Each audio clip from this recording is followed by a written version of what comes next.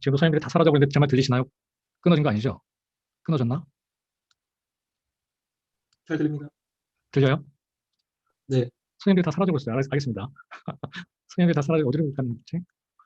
하여튼 들리신다면 계속 하겠습니다. 예. 자, 저는 88년도에 그 경희대에서 한의학 공부를 시작했고요. 지금 공부한 지는 30년이 넘었습니다. 임상한 지 한 30년 됐고요.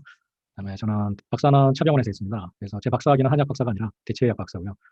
그래서 서양의학이랑 한의학이랑 어떻게 이제 융합시킬 것인가 이런 것들이 제 인생의 그 고민거리였고요. 그다음에 비만학회의 학술 이사직을 한 10년 동안 한국에서 했었고요. 그리고 전문의 과정은 침구과 전문의를 했습니다. 그러니까 저는 침을 놓는데 뭐 더가 아니라 제가 사실 일생 동안 비만 잠깐 외도한 거 말고는 또 소아과도 했군요. 그거 말고는 그 통증 환자를 보는데 대부분의 시간을 다 썼습니다. 주로 병원 그리고 한국의 보건소에서 환자를 봤기 때문에 대부분 다 허리, 무릎, 뭐 이런 어깨 통증 환자를 볼 수밖에 없었고요. 저는 이렇게 연구하는 것을 굉장히 중요하게 생각합니다. 그래서 개원하고 있으면서 연구 논문들을 개원 위주에서 많이 쓴 편이고요. 제가 썼던 논문들이고 미국 와서도 영어로 이렇게 몇 편 논문을 미국 온 지 10년 됐는데 한 3편 정도 미국 와서 쓴 건 3편 정도 썼고요. 그리고 액기통증 때 최근까지 연재하던 글입니다. 이것도 뭐 연구에 대한 것들이랑 최근에 코로나 바이러스 한방 지침에 대해서 한국에서 어떻게 하고 있는지 이런 것들을 2회 연구 논문 4회에서 6번 정도 최근까지 연재한 걸로 알고 있어요. 그다음에 더 쓰라고는 안 그러더라고요. 서예지 박사님하고 같이 해서 냈었고요. 제가 그 학교 때 30년 전에 썼던 논문입니다.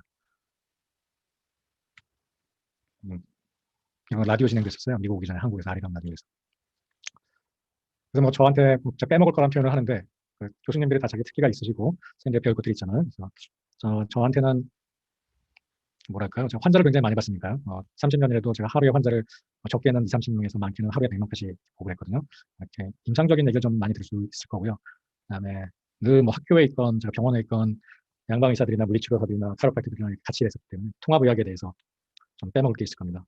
그다음에 또 연구 경험도 있고 제가 실험실에서도 일을 했었기 때문에 경희대 본초학 교실에서 일을 했었거든요. 그러니까 연구원 생활을 했었기 때문에 어떻게 연구를 하고 이런 거에 대해서 좀 들 수 있고요. 그다음에 제가 뭐 특별히 침 놓는 것은 시네릭 액기punk처라고 한국 선생님들이 많이 하시는 겁니다. 침 놓고 움직이고 하는 그런 것들에 대해서 좀 배우실 수 있을 겁니다. 저는 이게 10년 전에 제가 미국 처음 왔을 때 젊었을 때 사진이죠. 삼라 사진이고요. 이거는 제 홈페이지들이니까 가서 보시면 여러 가지 다른 자료도 보실 수 있습니다. 그리고 제가 가능하면 중요하다고 생각되는 것들은 유튜브로 만들어서 올려요. 강의 내용 중에 여러분들 계속 가야 될 것들은 잘라가지고 좀 축약해서 올리거든요. 3번째 나와 있는 게 한글 유튜브니까요. 거기 가서 강의 복습하실 수 있습니다. 물론 학교에서 받아보시는 것도 좋고요. 2번째 거는 영문 사이트고. 저는 뭐 개인적으로 비법 같은 거는 제가 뭐 없다고 생각합니다. 저만 없는 건지 모르겠지만 그래서 많이 나누고 같이 연구하고 한약이 발전할 수 있도록 해야 된다고 생각하거든요. 제가 뭐 안 가르쳐드리고 그런 거 없으니까요. 많이 질문해 주시고 또 궁금하신 거 있으면 수업 시간에도 좀 살아있게 여기 있는 분들 한 사람도 빠짐없이 다 잘 이해하고 수업에 도움이 됐으면 좋겠습니다. 그러니까 수업에 도움이 되는 게 아니라 나중에 임상하시는 데 도움이 됐으면 좋겠습니다. 말을 떠듬떠듬 부리네. 자, 이게 지금까지 우리가 선생님들이 안 보니까 좀 답답해서 선생님들을 찾아볼게요. 어디로 가셨는지.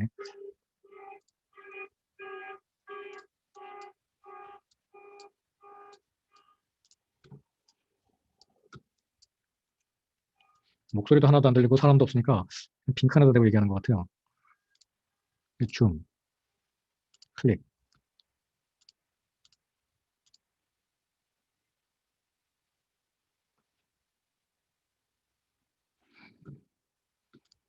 이런 경우도 처음이네요.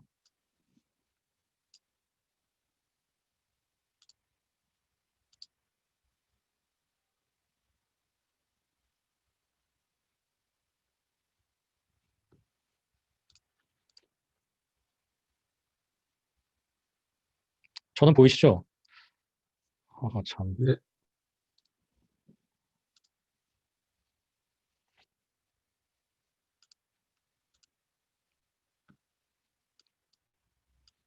갑자기 선생님들이 다 사라졌어요. 그게 어떻게 된 일인지 모르겠네요.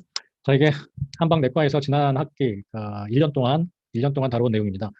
내과 1에서는 호흡기 질환으로 시작을 했고요. 뭐 습담, 담변증에 대해서 자세하게 다뤘습니다. 왜냐하면 담이 뭐 소화기뿐만 아니라 호흡기 여러 가지 문제를 일으키고 있는데 두 개가 많이 연결이 돼 있거든요. 소화기 쪽에서 변비, 그리고 소화가 안 되는 것, 뭐 이런 것들을 내과 1에서 나왔고요. 내과 2에서는 요통을 했고요. 통증이다 보니까 어혈을 잘 알아야겠죠. 그래서 어혈변증에 대해서 우리가 공부를 했었습니다. 그다음에 정신과 질환들, 뭐 우울증, 불면증, 그다음에 중풍, 뇌졸중 이걸 하다가 마쳤고요. 내과 2에서 여기 중간을 하다 끝났고요. 그다음에 내과 3이 가서 고혈압과 함께 심장질환을 다뤘습니다. 그래서 중풍과 심장질환, 흉역질환은 또 같이 오버랩되는 게 많습니다. 다 기억하시죠? 차례차례 들어갔던 분들은 다 기억하실 겁니다. 중풍과 심장질환을 같이 이어서 여러분들이 공부해 놓으셔야 됩니다. 병리가 비슷한 것이 많습니다. 그다음에 두통을 또 지난 학기에 우리가 심도 있게 다뤘고, 그다음에 허로, 보약에 대해서 한 우리가 이틀, 그러니까 2주 이상 보약에 대해서 또 타봤죠. 동의보감에 호르몬까지 다 읽어보고. 그다음에 원래 지난 학기 때 피부질환 하려고 했는데 피부질환을 못했어요. 그래서 이 부분을 이번 학기에 할 겁니다. 이번 학기도 굉장히 바쁠 것 같아요. 이번 학기에 전반에는 이제 식담, 어혈, 그다음에 두통, 허로 기본 병리들을 했는데 오늘 할 것은 출혈입니다. 출혈. 출혈을 오늘 할 텐데 출혈에는 뭐 토혈도 있고 객혈도 있잖아요. 근데 다 지난번에 했던 거란 말이에요. 내과 1에서. 그래서 그거랑 합쳐가지고 출혈 질환을 우리가 어떻게 다룰지 오늘 얘기할 겁니다. 혈병, 출혈병. 여기는 뭐 생리 출혈 말고도 뭐 객혈, 토혈, 변혈, 육혈 이런 게 다 들어갑니다. 오늘 다 같이 얘기할 거고요. 그다음에 갱년기 질환을 포함해서 여성 생식기, 남성 생식기 이렇게 신장하고 비뇨기 질환을 묶어서 이렇게 진행할 거예요. 생식기 질환이죠. 소변 증상까지. 그다음에 당뇨병, 소갈병, 대사증후군이 또 이거랑 다 비슷합니다. 요거는 허로랑도 이어지죠. 요것도 이번 학기 해야 될 주제고요. 그다음에 피부 질환을 또 해야 되고 마지막으로 암을 하고 맨 마지막 시간이 좀 되면 우리가 통증을 대체로 다 다뤄왔거든요. 무릎도 있고 요통도 있고 어깨도 있고 좀 손목이나 손 팔꿈치 등 우리가 좀 안한 통증 부위가 있거든요. 시간이 되면 나머지 비증, 위증을 하고요. 그다음에 시간이 될 겁니다. 제가 이 시간 꼭 해야 된다고 생각했는데 내과사에서 내과 1부터 내과 4까지 했던 모든 처방을 다 브라우저 할 겁니다. 처음부터. 그러니까 그래서 뭐 호흡기 할 때 했던 처방, 뭐 통증할 때 했던 처방, 두통할 때 했던 처방 굉장히 많은 처방들이 나왔거든요. 제가 처방할 때는 가능한 한 그 균형을 맞추려고 노력했어요. 처음엔 83방제를 중심으로 했고 그다음에 한국에서 많이 쓰이는 방제들, 그다음에 중의에서 유명한 방제들을 다 같이 소개시켜드리려고 노력했습니다. 그래서 83방제에서도 빠지는 게 없게 하고 한국에서 다양한 처방, 중국 처방도 유명한 처방 이런 것들을 내과 1, 2, 3, 4를 한번 다 같이 브라우저 해보죠. 왜 그런 작업이 필요하냐면 어떤 뭐 귀비탕이라는 처방이 뭐 불면증에도 쓰이고 뭐 우울증에도 쓰이고 뭐 생리통에도 쓰이고 여러 가지 다 쓰이거든요. 그래서 그걸 이렇게 질환별로 묶어서 공부를 하긴 했지만 그걸 또 처방의 입장에서 질환들을 쫙 껴서 그러니까 거꾸로 보는 거죠. C줄과 R줄을. 그런 작업을 끝에 부분에 할 거예요. 가급적이면 제가 그래서 내과 1, 2, 3은 좀 다 듣고 들으셨으면 한 거고요. 그다음에 제가 내과 시간에 가장 초점을 맞춰서 했던 게 여러분들이 환자를 보는데 꼭 필요한 지식을 드리고자 노력했어요. 총장님하고도 많이 상의를 했던 부분이고 총장님도 시험에 나오는 게 중요한 게 아니라 환자를 볼 수 있는 한의사들을 만들어 달라 요청을 많이 하셨습니다. 그래서 제가 한 작업이 뭐냐면요. 첫 번째는 서양의학적 지식과 한의학적 지식을 연결시켜야 돼요. 이게 따로 배워놓으면 아무 소용이 없습니다. 따로 배워놓으면 둘 중에 하나 다 죽어버립니다. 이게 진료 환경에서 어떻게 결합되는지를 첫 번째 제가 초점을 두고 가르쳤고요. 두 번째는 생리, 우리가 한방 생리를 배우고 한방 병리를 배우고 변증 논치를 배우고 방제를 배우고 또 경혈, 뭐 침구 치료를 배우잖아요. 이게 또 하나로 이어져야 돼요. 따로따로 배워놓을 땐 다 아는 것 같고 이게 굉장히 중요한 것 같고 뭐 하지만 배울 때마다 그게 다르거든요. 그래서 그게 한 줄로 쭉 빼어줘야지만 환자 볼 때 그걸 다 써먹을 수 있습니다. 실제 저도 그랬고 많은 제 후배들이나 부원장들이나 선생님들을 보면 그게 하나로 껴지진 않습니다. 결국 나중에 처방하는 거는 선배가 뭐 알려주는 거, 이 처방이 좋텐다, 뭐 이 혈자리가 직방이다, 결국 이런 자리를 쓰게 되거든요.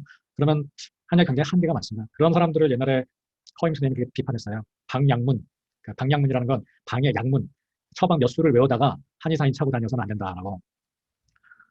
이게 어쩌다가 한 번씩 좋게 날 수는 있겠지만 그 기본을 모르게 되는 겁니다. 그래서 환자 보실 때도 생리, 병리, 그 처방, 약이 이렇게 하나로 껴져서 고민하고 진단하고 치료할 수 있어야 돼요. 그래야지 잘 안 되더라도 내가 생각한 게 여기가 잘못됐구나 하고 자신의 치료 방법을 바꿔서 또 다른 방법으로 치료해 볼 수 있습니다. 그러니까 랜덤하게 뭐 이거 했다가 저거 했다가 오늘은 저기 뭐 방배동 원장님이 했던 거 하고 내일은 뭐 일침 원장님이 했던 거 하고 이런 식으로 하면 자기 발전은 없습니다. 두 가지 제가 초점을 맞췄어요.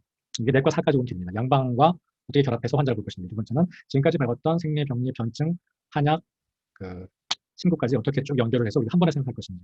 내과 시간은 이렇게 보다시피 4번으로 나눠져 있었기 때문에 제가 좀 하면서 속이 시원했습니다. 이게 자세하게 다른 수업할 때는 좀 자세하게 얘기를 할 수가 없었는데 그럼에도 불구하고 시간이 많이 부족하다는 생각이 들었고요. 저한테 많이 물어보셔야 돼요. 저한테 이제 제가 메일을 받으면 보통 하루 이틀 내에 답변 잘 못 드려요. 어쩔 때는 뭐 일주일 지나서 답변 드리긴 하는데 제가 메일을 받으면 꼭 답변을 드립니다. 그러니까 시험 뭐 이런 얘기 하지 마시고 예, 공부하시면서 모르는 거 있거나 자료가 궁금하거나 그러면 저한테 꼭 메일 보내주십시오. 그러면 가능한 한 빨리 그리고 저도 자료 조사를 해서 답변을 드리니까요. 그렇게 해서 좀 잘 이용해 주시면 감사하겠습니다. 이건 한방 내과 이것도 제가 실수로 이 시험 문제를 다 드렸었죠. 지난 학기 때. 했던 거고요. 제가 뭐 하나로만 만들어서 드린 게 아니기 때문에 좀 많은 자료들을 갖고 계셔야 될 거예요. 이 시험은 아마 포플릿 통해서 다 진행될 거고요. 오늘 해야 될 게.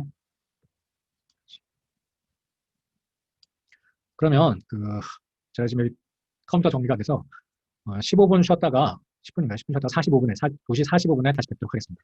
교수님, 근데요, 이거 한방 내과 진료 노트 파플리에 올려주시나요? 제가 올리는 것도 있고 안 올리는 것도 있는데요. 한방내과 진료 노트에 새로운 내용을 만들면 올립니다. 제가 만드는 건 다 올려도 돼요. 지금은 새로운 내용이 없고 제가 지금 보여드린 것은 내과 일할 때부터 똑같은 진료 노트입니다. 이거 필요하시면 올려드릴게요. 네, 저 내과 일을 안 부탁드리겠습니다. 했으면 네. 봐야 되고요. 지금 얘기한 사람은 누구예요? 저 이지은이요. 예, 알겠습니다. 네. 예, 15분, 45분에 뵙겠습니다. 예.